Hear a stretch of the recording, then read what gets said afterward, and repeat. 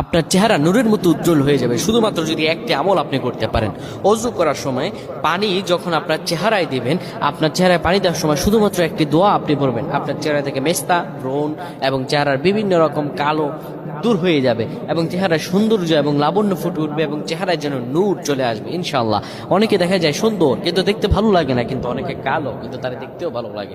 এটি হচ্ছে আল্লাহ তাআলার পক্ষ থেকে একটি রহম। চেহারা সৌন্দর্য বৃদ্ধি পাওয়া আল্লাহ তাআলা দোয়া কবুল করার মাধ্যম, চেহারা সৌন্দর্য বৃদ্ধি পাওয়া গুনাহ মাফ হয়েছে এটার মাধ্যম। প্রিয় ভাইরা আমার, এটা অত্যন্ত গুরুত্বপূর্ণ আমল, সকলেই করবেন। যখন আপনি অজু করবেন, অজু করার সময় পানিটা যখন চেহারায় দিবেন, ওই পানির মধ্যে 3 বার পরে ফু দিবেন। আল্লাহু নূরুস সামাওয়াতি ওয়াল আরদ আল্লাহুম্মা ইগফিরলি, আল্লাহু নূরুস সামাওয়াতি ওয়াল আরদ আল্লাহুম্মা ইগফিরলি। এই দোয়াটি 3 বার পরে সেই পানির মধ্যে ফু দিয়ে পানিটা চেহারার মধ্যে লাগাবেন। আমার আল্লাহ আপনার চেহারার মধ্যে